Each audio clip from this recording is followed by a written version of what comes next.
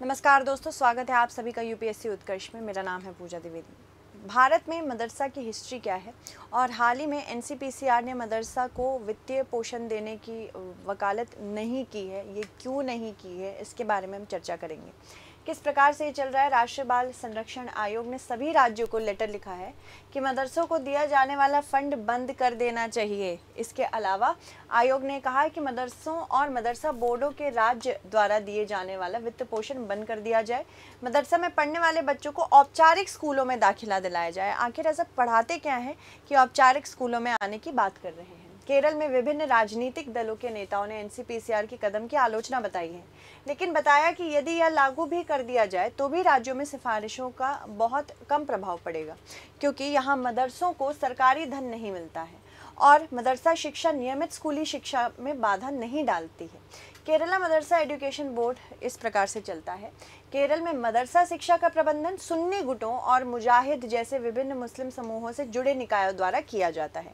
इसमें समस्त केरल इस्लाम मठ विद्याभ्यास बोर्ड और साथ ही साथ समस्त केरल सुन्नी विद्याभ्यास साथ में रहते हैं। इन बोर्डों के तत्वाधान में कई मदरसे हैं और ये पाठ्यक्रम और पाठ्य पुस्तकें तैयार करने, पढ़ाने, परीक्षा आयोजित करने, प्रमाण पत्र जारी करने आदि कार्यों को करते हैं। साथ ही साथ छात्रों का स्थानांतरण भी बोर्डों के माध्यम से होता है। अगर भारत की बात करें तो भारत में अनुच्छेद 25 से लेकर 28 अपने धर्म के पालन करने के लिए किसी प्रकार का एक एजुकेशन सिस्टम अगर शुरू करना चाहते हैं तो वो भी कर सकते हैं। Right to profess, practice and propagate. साथ ही साथ आर्टिकल 29 और 30 में कल्चरल एंड एजुकेशनल राइट्स भी दिए गए हैं, पर ज़रूरी नहीं है कि सारे कल्चरल एंड एजुकेशनल राइट्स को बढ़ावा देने के लिए केंद्र या फिर राज्य सरकारों से वित्त पोषण की सहायता हो। कक्षा 1 से 12 तक चलने वाले मदरसे आमतौर पर मस्जिद से जुड़े होते हैं। सुबह 9 बजे तक कक्षाएं चलती हैं, जिसके बाद छात्र अपनी नियमित कक्षाओं के लिए पास के स्कूलों में चले जाते हैं। कुछ मदरसों में शाम की शिफ्ट भी होती है। केरल में मदरसा शिक्षा धार्मिक और नैतिक शिक्षा तक ही सीमित है, यानी कि इसमें कुरान पढ़ाया जाता है, हदीस पढ़ाया जाता है, तो अलग अलग जो उनके खुद के ग्रंथ हैं जिनको वो पावन और पवित्र मानते हैं वो पढ़ाए जाते हैं। मुस्लिम प्रबंधन के तहत कुछ सीबीएसई स्कूलों में नियमित स्कूल के समय से पहले स्कूल के भीतर मदरसा शिक्षा दी जाती है। अंग्रेजी माध्यम के स्कूलों का एक वर्ग अंग्रेजी माध्यम के मदरसे चला रहा है, जो किसी न किसी मदरसा शिक्षा बोर्ड से संबंध भी रखता है। जो प्रवासी बच्चे होते हैं उनकी सुविधा के लिए मदरसे ई लर्निंग सुविधा भी प्रदान करते हैं, यानी कि अगर आप ऐप से मदरसा ज्वाइन करना चाहें तो वो भी कर सकते हैं। केरल बोर्ड ने तमिलनाडु, कर्नाटक और महाराष्ट्र जैसे अन्य राज्यों के मदरसों को संबंध किया है। अनुमान है कि केरल में 2.25 लाख मदरसा शिक्षक हैं। ये धार्मिक शिक्षा में योग्य हैं और साथ ही साथ स्थानीय मस्जिद महल्लू समितियों द्वारा उन बोर्डों को दिशा निर्देश के अनुसार नियुक्त किए जाते हैं जिससे मदरसा संबंध रखा है। उनका वेतन संबंधित महल्लू मस्जिद समितियों द्वारा दिया जाता है और मुख्य रूप से अभिभावकों के धन से जुटाया जाता है, मतलब पेरेंट्स फीस देते हैं। राज्य सरकार मदरसों के संचालन में शामिल नहीं है, लेकिन सरकार के पास मदरसा शिक्षक कल्याण कोष जरूर है। 2010 में सरकार ने पलोली मोहम्मद कुट्टी की अध्यक्षता वाली समिति के सुझाव के बाद मदरसा शिक्षकों के लिए एक कल्याण कोष बनाया था, जिसका गठन सच्चर समिति की रिपोर्ट की सिफारिशों के लागू किया गया है। सच्चर समिति ने यह भी कहा था कि पूरे इंडिया में सबसे ज़्यादा जो पिछड़ा वर्ग है वो मुसलमान वर्ग है। इसके अलावा राज्य सरकार मदरसा शिक्षा और उनके प्रबंधन इस कोष के हितधारक हैं। 2018-19 में कल्याण कोष बोर्ड का गठन किया गया था। बोर्ड में सरकार द्वारा नियुक्त एक अध्यक्ष और एक मुख्य परिचालन अधिकारी होता है या प्रतिनियुक्ति पर सरकारी कर्मचारी होता है और बोर्ड में 18 सदस्य होते हैं, जिनमें शिक्षकों और विभिन्न मदरसा बोर्ड प्रबंधन के प्रतिनिधि भी शामिल होते हैं। 2010 में राज्य ने कल्याण कोष के लिए 10 करोड़ रुपए आवंटित किए थे और मदरसा शिक्षक और प्रबंधन से हर महीने 50 रुपए का अंशदान भी तय किया गया था। 2012 में विभिन्न मुस्लिम संगठनों की मांग के अनुसार जमा राशि को ब्याज मुक्त बनाए जाने के लिए बैंकों से राज्य के खजाने में स्थानांतरित कर दिया गया था। वर्ष 2015-16 में राज्य सरकार ने राज्य कोष में ब्याज मुक्त जमा के लिए प्रोत्साहन के रूप में 3.75 करोड़ रुपए आवंटित किए थे। फिर वर्ष 2021 में बोर्ड के राज्य सरकार के ब्याज मुक्त जमा के लिए प्रोत्साहन के रूप में 4.16 करोड़ रुपए अतिरिक्त राशि मिली थी। उसके अलावा वर्तमान में बोर्ड के पास मौजूदा भुगतान मांगों को पूरा करने के लिए राजकोष में 12 करोड़ रुपए हैं और वर्तमान में 1800 मदरसा शिक्षकों को 1500 से 2700 रुपए प्रति माह पेंशन भी दी जाती है। 5 साल तक ₹50 फीस देने वाले शिक्षक को 1500 रुपये और 10 साल तक 2250 रुपये की पेंशन भी दी जाती है। केरल में 2.25 लाख मदरसा शिक्षक है, लेकिन केवल 28,000 ही अंशदायी पेंशन योजना में शामिल हैं। बोर्ड सदस्यों को आवास, ऋण और विवाह तथा चिकित्सा उपचार जैसी अन्य सहायता प्रदान करता है। भारत में अगर मदरसे की बात करें तो किस प्रकार से मदरसों की शुरुआत हुई थी, ये जानना भी ज़रूरी है। मदरसा का मतलब होता है धार्मिक ज्ञान सीखने की जगह। ये शब्द हिब्रू से अरबी में आया है, मतलब हिब्रू भाषा से अरबी में आया है। कुरान की आयत 9:122 के मुताबिक जब सभी लोग जंग पर जा रहे थे तो कुछ लोगों को रुक कर धार्मिक अध्ययन करना चाहिए, जिससे वो वापस लौटे तो उन्हें रास्ता दिखा सके। पहले मदरसे की शुरुआत जैद बिन अरकम प्रांत में सफ़ा पहाड़ी के पास हुई थी। यहाँ पैगंबर मोहम्मद टीचर थे और उनके कुछ अनुयायी स्टूडेंट्स बने। इसके अलावा पैगंबर मोहम्मद के निधन के बाद उनकी पत्नी आयशा ने अपने घर में महिलाओं के लिए मदरसा शुरू किया। वो यहाँ कुरान, विरात, कानून, कविता, अरबी साहित्य, वैश्यावली और सामान्य चिकित्सा के बारे में पढ़ाती थी। 1859 ईस्वी में फेज शहर, यानी कि आज ये मोरक्को में है, इसमें अल करवियनीन नामक एक मदरसा की शुरुआत हुई, जो बाद में उच्च शिक्षा का गढ़ बना। इसकी स्थापना एक अमीर व्यापारी की बेटी फातिमा अल फिहरी ने की थी।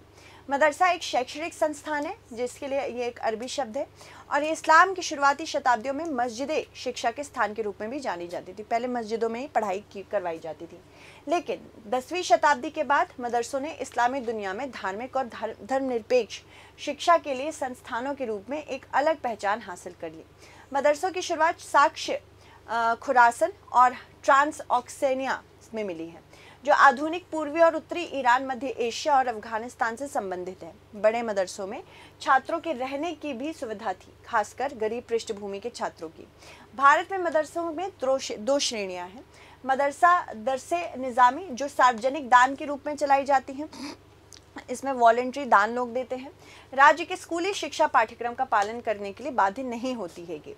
मदरसा दरसे आलिया, ये राज्य के मदरसा शिक्षा बोर्ड से संबंधित है और 20 से ज़्यादा राज्यों ने खुद के अपने मदरसे बोर्ड खोले हैं।